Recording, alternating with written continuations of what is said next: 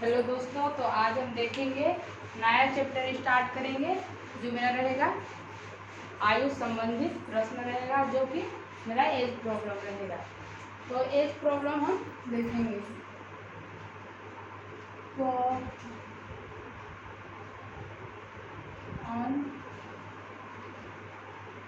Problem on as problem देखेंगे। उसमें कुछ टॉपिक आते हैं, उसको हम देखेंगे। उसमें क्या क्या सूत्र आते हैं, उसमें किस किस नियम का पालन किया जाता है, उसके बारे में हम देखेंगे। तो यहाँ पर देखते हैं कि योग बराबर होता है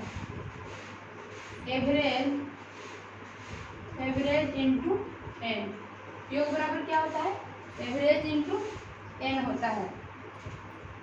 और योग मतलब अगर किसी व्यक्ति की संख्याओं का योग हमें मालूम करना है, तो उसमें अगर एवरेज दिया हुआ है, उसका औसत आयु दिया हुआ है, औसत आयु की संख्या दिया हुआ है, और मतलब व्यक्तियों की अगर संख्या दिया हुआ हो, तो व्यक्तियों की कुल आयु का योग हम निकाल लेंगे। तो यहाँ पर देखेंगे कि योग बराबर होता है एवरेज इंटू एन होता है। अब हमको देखेंगे कि अगर किसी व्यक्ति का औसत है, इस पर हम एक क्वेश्चन देख कर समझ लेते हैं। कह दिया कि पांच बच्चों की औसत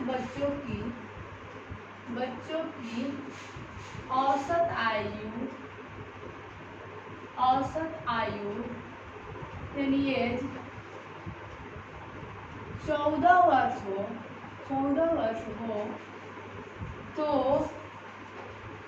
तो उस बच्चे के आयु का कुल आयु का योग क्या होगा? उस बच्चे के कुल आयु का योग, तो उस बच्चे के कुल आयु का योग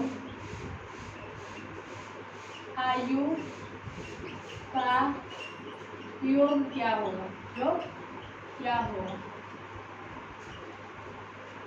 हम देखेंगे इस क्वेश्चन पर। हम देखते हैं इस पर बनाकर कि बनता है कि नहीं। कह रहा है कि 5 बच्चों की औसत आयु यानी एज 14 वर्ष हो, औसत आयु दिया हुआ है 14 वर्ष हो, तो उस बच्चे के कुल आयु का योग क्या होगा? मतलब जो बच्चे 5 बच्चे हैं उनके कुल एज का योग माने जोड़ कितना होगा, इस पर हम देखेंगे। तो योग बराबर हम सूत्र देखे हैं। योग बराबर होता है एवरेज इंटू एन। एवरेज मेरा कितना दिया हुआ है?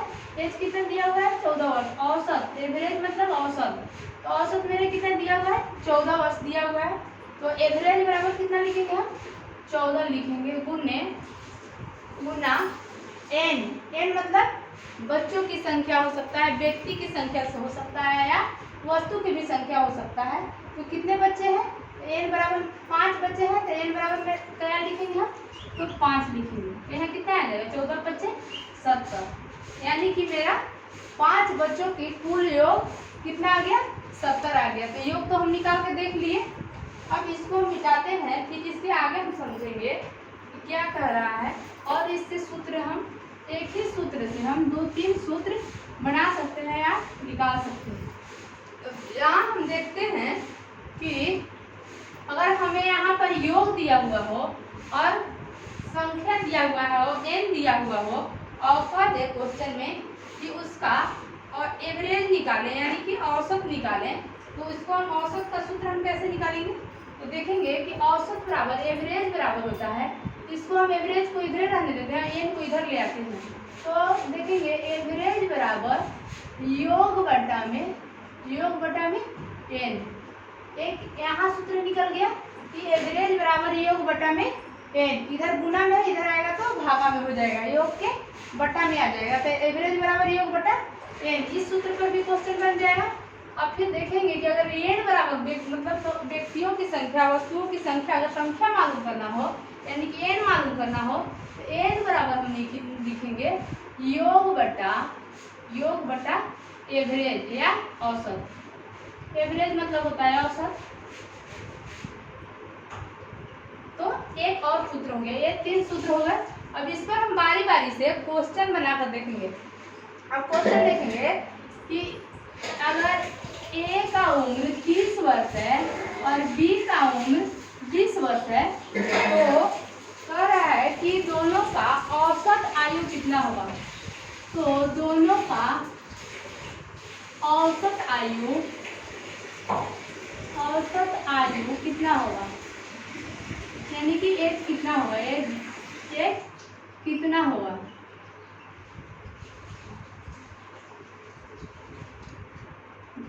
ए का उम्र कितना वर्ष है? 30 वर्ष है। 30 वर्ष है और बी का उम्र 20 वर्ष है। ए का 30 वर्ष और बी का 20 वर्ष एज है। तो कह रहा है कि दोनों का औसत आयु हमें मालूम करना है। तो इसको हम कैसे निकालेंगे? तो कह रहा है दोनों का औसत आयु कितना होगा? तो औसत बराबर क्या हुआ है? एवरेज बराबर मेरा क्या दिया हुआ है? योग बटा में एन। योग बटा में एन दिया हुआ है। एवरेज बराबर होता है योग बटा में एन। योग अगर 30 वर्ष और 20 वर्ष दोनों को जोड़ेंगे तो कितना हो जाएगा? 30 वर्ष और 20 वर्ष दोनों का योग कितना हो जाएगा? 50 हो जाएगा। यहाँ 50 लिख देंगे। तो कितनी संख्या है? तो ए और बी दो व्यक्ति हैं। ए और बी दो व्यक्ति हैं। तो व्यक्तियों की संख्या कितना है? 2 है, यानी कि एन बराबर 2। तो इसका औसत निकल जाएगा 25 दूनी के 50 हो जाएगा। कितना हो जाएगा? 25 दूनी के 50 हो जाएगा। अब इसको हम देखेंगे दूसरे सूत्र पर बैठा करके कि मेरा क्वेश्चन सही हुआ कि नहीं। तो अब हम देखते हैं कि n बराबर, इसी को निकाल कर देखेंगे। यही क्वेश्चन को हम n निकाल कर देखेंगे। तो यानी कि औसत एवरेज बराबर कितना आया मेरा? एवरेज बराबर 25 हो गया। 25 वर्ष एवरेज आया दो व्यक्ति का। अब n बराबर इसको निकाल के देखते हैं कि इतना मेरा n बराबर 2 आता है कि नहीं। तो n बराबर होता है सूत्र n बराबर योग बटा में एवरेज। तो योग कितना आया है? योग 30 20 50 आया है और एवरेज n बराबर होता है योग बटा एवरेज। एवरेज कितना है? 25 आया। तो 25 गुना 50 यानी कि n बराबर मेरा 2 आ गया।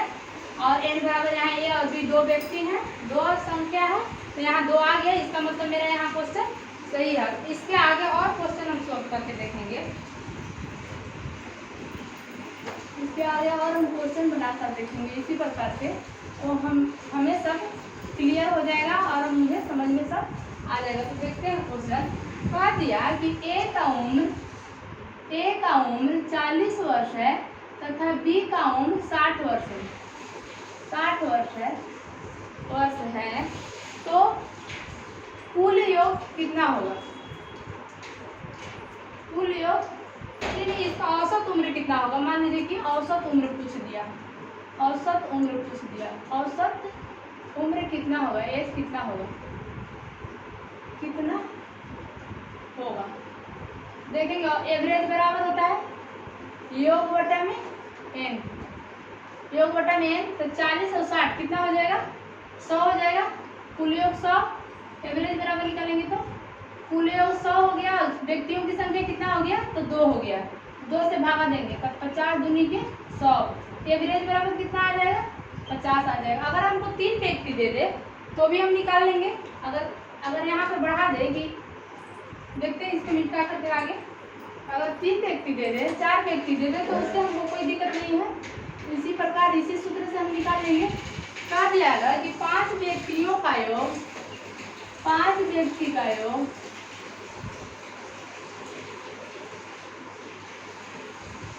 5 व्यक्ति की आयु का कुल योग 100 दिया हो तो औसत कितना होगा? औसत उम्र कितना होगा? तो उसी पर निकालेंगे। एवरेज बराबर होता है योग बटा में एन। योग कितना है? योग मेरा 100 आया है। कुल योग 100 है और एन कितना दिया हुआ है? 5 व्यक्ति यहाँ दिया हुआ है तो हम 5 से भागा देंगे, यानी कि 20 बचे 100, यानी कि एवरेज कितना हो जाएगा? 20 वर्ष हो जाएगा। 20 वर्ष हो जाएगा। यही मेरा आंसर हुआ। अब उससे हम आगे देखेंगे। इस पर और कुछ सूत्र होता है एज प्रॉब्लम में, उसको हम देख लेते हैं।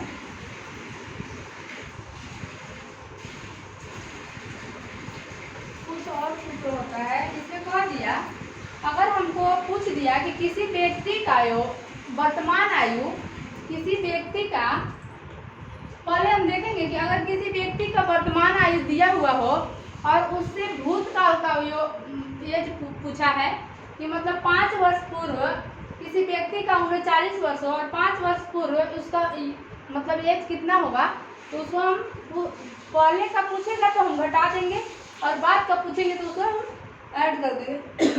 तो हम एक कॉलम के माध्यम से देखेंगे। एक कॉलम बनाएंगे। अगर हमको नहीं समझ में आता है तो हम एक कॉलम का यूज करेंगे। तो इसको हम क्या मान लेंगे, इसको वर्तमान मान लेंगे। इसको क्या मानेंगे, वर्तमान। इसको वर्तमान मान लेंगे, इसको भविष्य मान लेंगे। इसको क्या मान लेंगे, इसको भूतकाल मान लेंगे, यानी कि पीछे का एज मान लेंगे। तो कह दिया कि किसी व्यक्ति का वर्तमान उम्र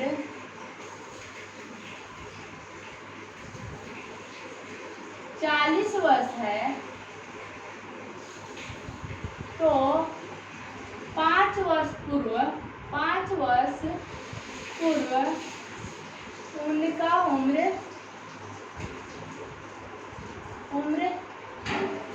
क्या होगा।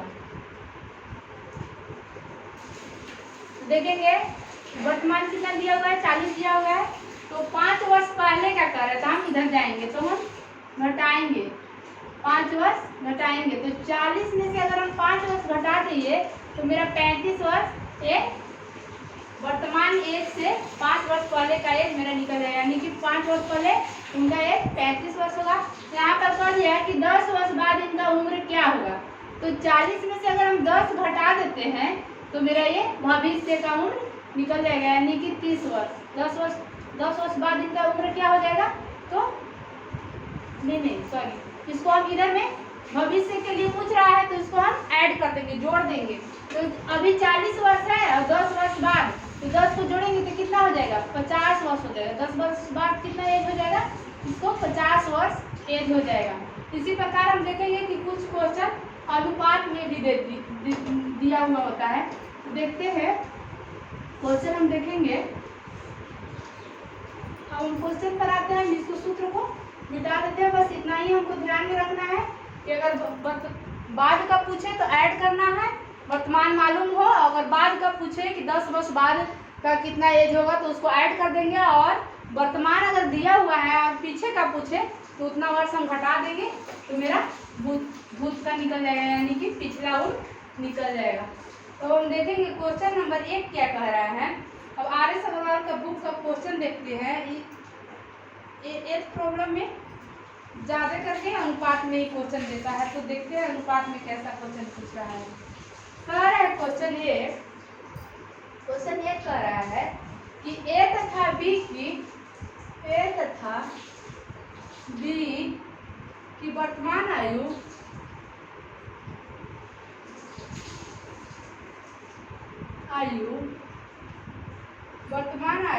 का अनुपात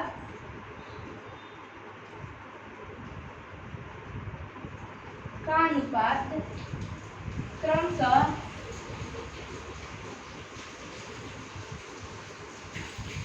4:5 है। 4:5 है। 5 वर्ष बाद 5 वर्ष बाद यह अनुपात 5 वर्ष बाद यह अनुपात क्रमशः 5:6 हो जाएगा। 5:6 हो जाएगा। कितना हो जाएगा, 5:6 हो जाएगा। ए की वर्तमान आयु कितनी है, कह रहा है कि ए की वर्तमान आयु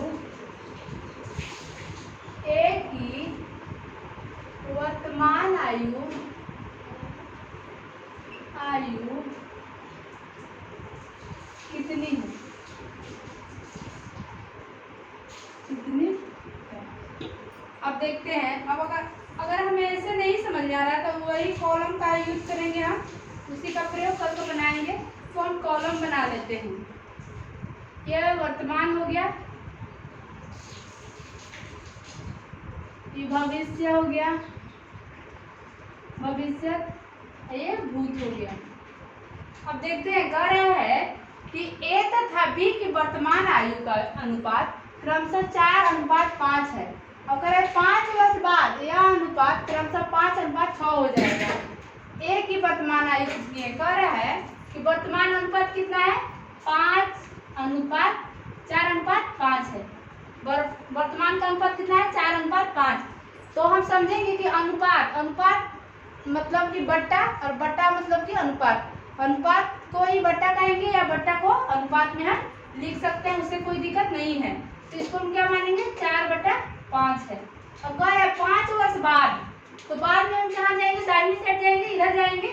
तो 5 वर्ष बाद यानी कि 5 हम इसमें जोड़ देंगे। कह रहा है कि 5 वर्ष बाद यह अनुपात क्रमशः 5:6 हो जाएगा। कितना हो जाएगा?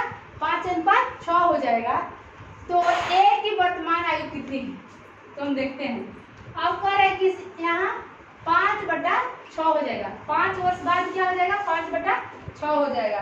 तो एक किसी एक में हम x बैठा देते हैं, x हम बैठा देते हैं। और इसको कह रहा है कि 5 वर्ष बाद, तो यहाँ 5 वर्ष बाद अगर 5 इसमें जोड़ेंगे तब तो हम इधर ही साइड जाएंगे, यहाँ जाएंगे। तो दोनों में हम 5 ऐड कर देते हैं, इसको हम बराबर कर देते हैं। अब देखेंगे 6 चौके 24x प्लस 6 पचे 30। अब देखेंगे 25x प्लस 25 यानी कि क्रॉस मल्टीप्लाई कर देंगे हम, और इसको हम देखेंगे घटा कर। तो इसको इधर ले जाते हैं और इसको इधर ले आते हैं। तो देख लेते हैं, एक लाइन और हम ज़्यादा बढ़ा दे रहे हैं। तो 25x प्लस 25 बराबर 24x प्लस 30। अगर हम इधर उधर करेंगे तो कोई फर्क नहीं पड़ेगा। पूरा अंक उठा के इधर कर दिया, ये पूरा अंक उठा के उधर कर दिया। अब देखते हैं 25x माइनस इधर प्लस में है तो इधर आएगा तो माइनस में 24x हो जाएगा। अब ये 30 इधर प्लस में है तो प्लस में रहेगा। अब इसको इधर ले जाते हैं तो ये प्लस में तो इधर जाएगा तो माइनस में हो जाएगा। देखेंगे 25x में से 24x घट जाते हैं, यहाँ x बच जाएगा। और 30 में से 25 गया तो यहाँ 5 बच जाएगा। अब देखते हैं x बराबर मेरा कितना मान आ गया? x बराबर मेरा 5 आ गया। x बराबर कितना आया? मेरा 5 आया। अब कह रहा है कि a की वर्तमान आयु कितनी है? तो वर्तमान आयु कितना दिया हुआ है? 4x दिया हुआ है a की। तो देख लेते हैं, वर्तमान आयु का अनुपात 5x/5x दिया हुआ है। तो a का पूछ रहा है, तो ये हो गया, ये b हो गया। तो a का देख लेते हैं 4 गुने x का मान कितना है? 5 आया है। तो 5 गुना कर देंगे तो 5 के 4 5 कितना हो जाएगा? तो 20 वर्ष, यही आंसर हो जाएगा मेरा। कितना हो जाएगा? 20 वर्ष आंसर हो जाएगा। अगर बी का पूछ देते हैं, अगर बी का क्वेश्चन पूछता है कि बी की वर्तमान आयु कितनी है, तो x का मान हम यहाँ पर रख देते तो 5 गुना 5 कर देते तो कितना हो जाता? यहाँ पर 25 हो जाता। तो आज हम इतना ही पर क्वेश्चन समाप्त करते हैं। आगे क्वेश्चन हम अगले वीडियो में देखेंगे, क्योंकि वीडियो ज़्यादा लंबा हो जाएगा।